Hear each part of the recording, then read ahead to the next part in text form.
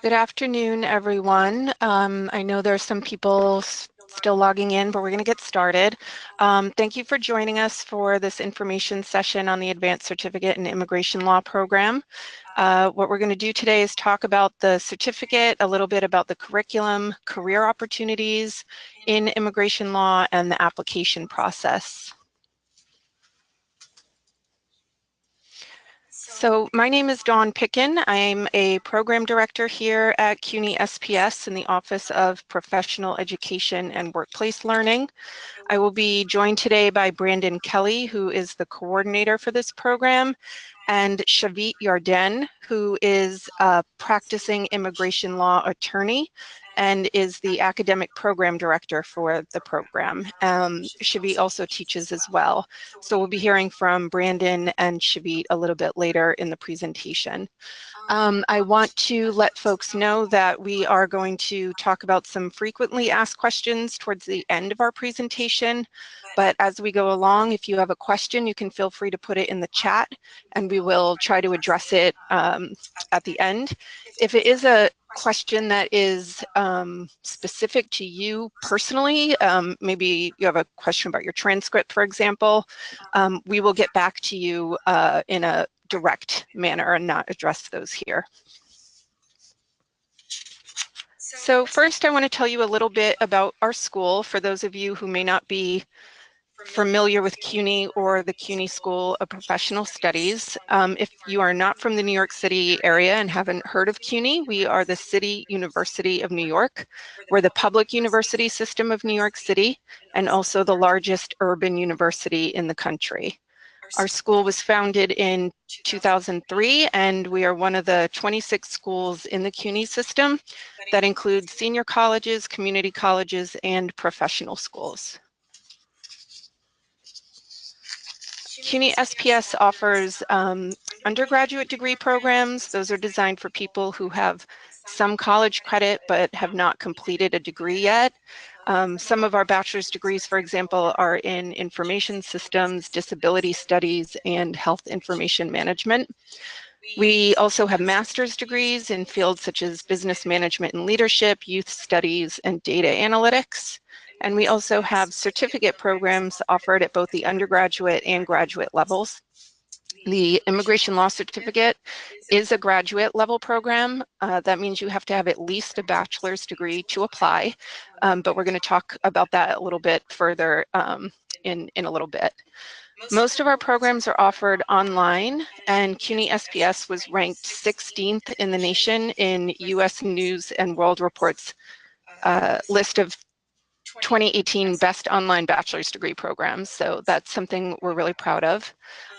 We currently have over 3,200 students enrolled in all of our programs, and most of our students are working adults. So our programs are really geared towards teaching adult learners. So let's talk a little bit more specifically about the immigration law certificate. This program began in 2005, so we've been doing this for quite a while. All of our classes are offered in both traditional classroom formats or online. And I'll talk a little bit further about that in just a minute. You don't need any prior immigration law experience to take this program, though as I mentioned previously, you do have to have a bachelor's degree. And again, this is our school, and this program is really geared towards working adults. Our faculty are practitioners in the field. They are practicing immigration law judges and attorneys. They all have many years of experience, so they bring that real world experience to the classroom. And with that, I will turn it over to Shavit, who's going to talk a little bit about the curriculum. Shavit? Shavit, we can't hear you. I don't know if you're on mute, but we can't hear you. Do you hear me? Now we can hear you. Thank you. Okay. So the program started, as I said, in 2005 and evolved a little bit. But the current structure of the program is a student needs to complete three credit course or nine credits in order to be eligible for the certificate. There are altogether 5 courses that are offered in rotation um, throughout the school year, either online or in the classroom, and it changes to accommodate different people's schedules. Um, all students, with very few exceptions, are required to take an introductory course that is, cover the basic ideas of immigration law. This is not a law school, so it's not a law school course, and we take it under, when we plan the curriculum, we plan it in a way that it requires sometime introduction of the subject in to people who are not on a daily basis deal with this. And the SPS as a general, in general, and this certificate as well, is really intended for people in the workplace who work extensively or just have interest in immigrant issues, so they're able to understand what's going on better. So the introductory course is mandatory for almost everybody. And then a student can choose between 2 additional courses among the 4 other courses. One is the business immigration law, and proceeding in immigration court, family-based immigration, and naturalization and citizenship. These are the courses that are offered. Again, not all of them are offered each semester, but they are offered in a regular way, on a regular basis from, on a rotating basis. What will you learn in this program? Um, Again, the program intends to educate people about immigration law in the U.S. and the way it affects everybody and affects us in particular, originally in New York City, but it's not a New York specific course. So we are covering the principle of immigration law, um, the historical background to it, and what are the main concepts and ideas in U.S. immigration law. We introduce some of the terminology that you can find probably in the paper in one way or another, often incorrect. We teach people to find reliable resources available to everybody. There's a lot of information out there about immigration, but the provenance of it is questionable in many cases, and that's important to know where to find the right stuff. We're going to identify in the course of the certificate main tools and application that are widely used, so it's important to know what they are. Again, we don't teach anyone to fill up forms or anything of that sort. We don't. That's not the purpose of this course.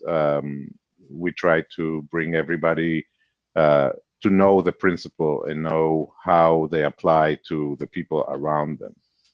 And since we are dealing with the law, we're covering what the boundaries of practicing law are, and what people are allowed to do or not allowed to do based on what they're doing and their credentials.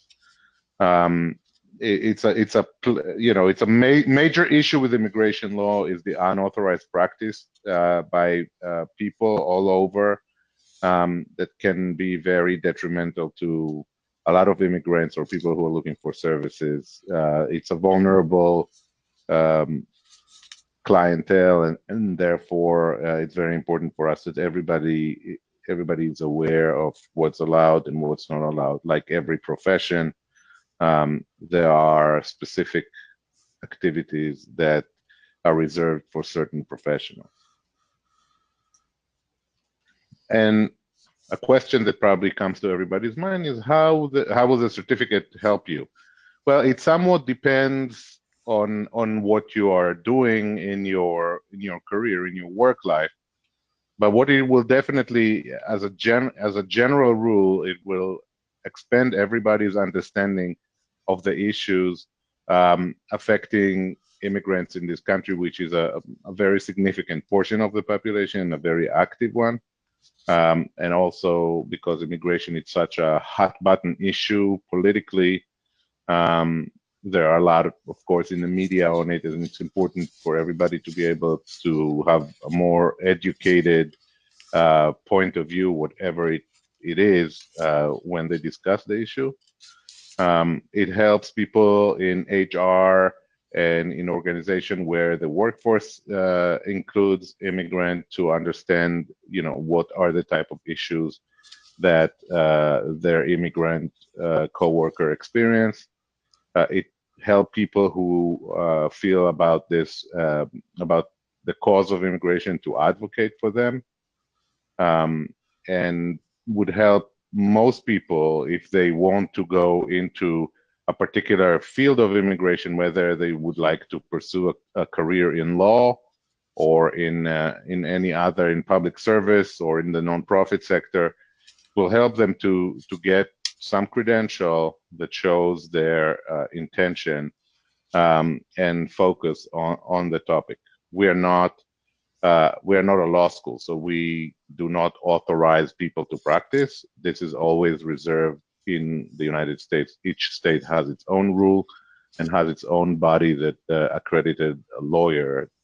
In the federal system of immigration, there's also accredited representatives, which are people who have limited right to represent or individual, usually in the context of immigration court.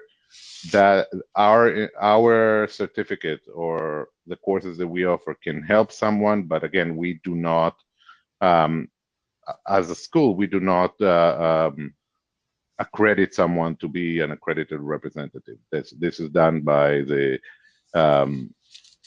government, by the Executive Office of Immigration Review.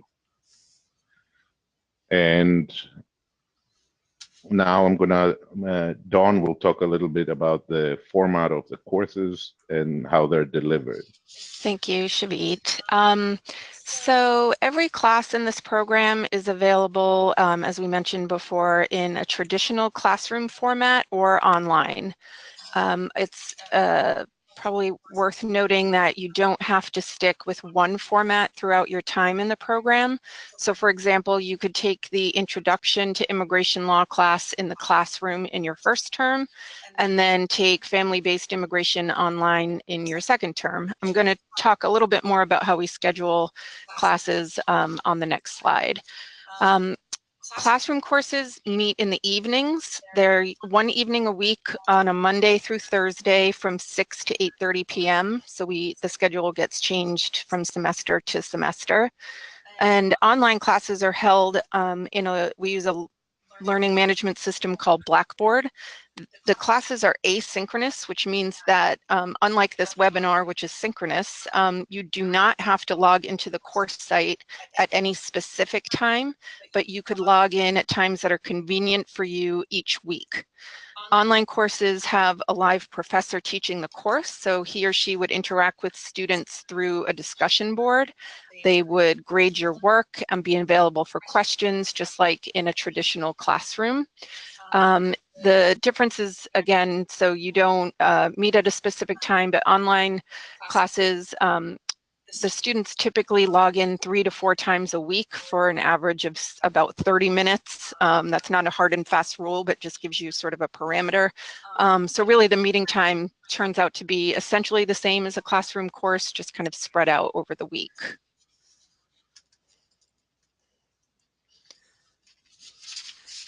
So I want to talk a little bit more about how we schedule our courses. The Introduction to Immigration Law course is offered every semester. So that is every spring and fall, and in both formats. That way students can start the program at any time, no matter if you're local or outside the New York City area.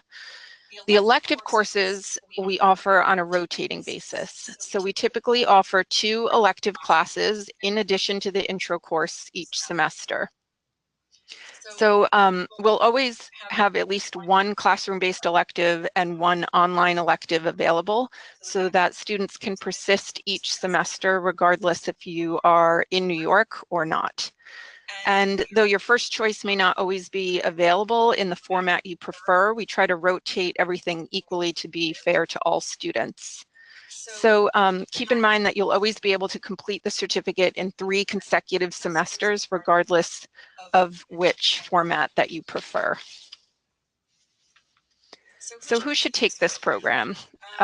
Really, anybody that wants to know more and gain more knowledge about immigration law. The program could be helpful if you're looking to pursue a career working with immigrants. It's also useful for people who already work with the immigrant population in some capacity and want to expand their knowledge in the field.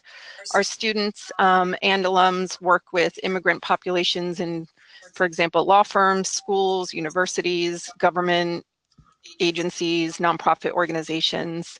However, it's really important to note, as Shavit had mentioned, this program does not qualify anyone who does not hold an attorney's license to practice law, but it really just gives you an academic credential that can be useful in moving your career forward. For those of you who are interested, we previously held a webinar on the unauthorized practice of law, which Shavit mentioned earlier. It outlines what you can and cannot do as an attorney and a non-attorney with respect to working with immigrants. If you are interested in getting a copy of that presentation, you can email us. We'll put up some contact information at the end of our presentation. So now I'm going to turn it over to Brandon Kelly, who's going to talk about the admission requirements and cost and how to apply. Thank you, Dawn, and good afternoon, everyone. So as Dawn previously mentioned, in order to apply to the program, you must have at least a bachelor's degree with a 3.0 GPA. You would start your application by creating a profile. We'll show you a link later in the presentation. Submit the application along with a $125 application fee, and also have your official transcripts from all schools that you've attended sent over to our admissions office. So these transcripts include any graduate programs, law schools, or schools where you took classes, even if you didn't complete your degree. For those on the line who may have foreign transcripts, we require those as well. So if you have foreign transcripts, you would submit the official transcript from the institution you attended. You would also have these transcripts officially evaluated and translated if they're in a language other than English by an organization approved by the National Association of Credential Evaluation Services, which is also NACES. And so you can find a link to NACES and its approved organizations at the link on this slide. So next up, we're going to be talking a little bit about program costs. And so on this slide, you'll see the current tuition and fee rates for the 2018 to 2019 academic year. And so these costs are set by the CUNY Board of Trustees.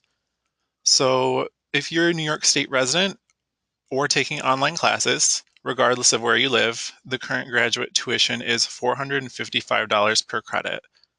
That comes to a total of $1,365 for one 3-credit course. There are also per semester fees, which are $102.50. So for New York State residents and online students, the total price would be $1,467.50 for one course. For those who are out-of-state residents and want to take the in-person sections in a traditional classroom format, the graduate tuition would be $830 per credit. So that totals $2,490 for one course. And so adding in the same cost of fees, $102.50, the total cost of one course for out-of-state residents taking in-person classes specifically would be $2,592.50. And so just to reiterate, there is also a one-time fee of $125 to apply to the program. For those who are curious about if payment plans are an option, they are. And so we do have a tuition payment plan that is available to you once you're accepted and registered into classes. So this plan will allow you to make payments in installments rather than in one lump sum. And the earlier you do register for that plan, the more payments and lower amounts you would be eligible to make.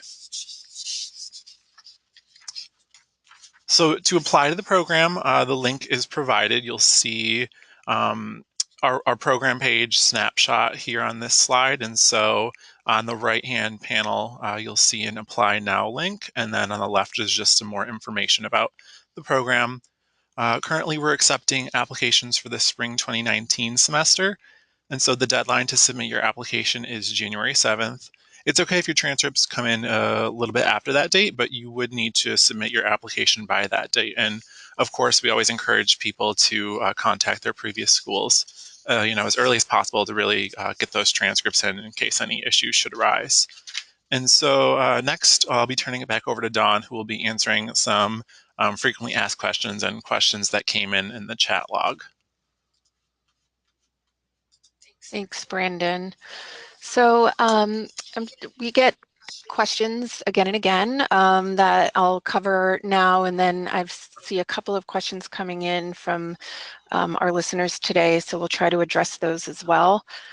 So first, how long it takes to complete the certificate. It typically takes most students 3 semesters, taking 1 course per semester. It is possible to finish in 2 semesters. So if you take the Introduction to Immigration Law course in your first semester, you would be permitted to take 2 electives in your second semester to complete the certificate. Keep in mind, though, what I had mentioned earlier about scheduling. So you would probably have to take 1 course online and 1 course in the classroom if you wanted to take 2 classes in the same semester.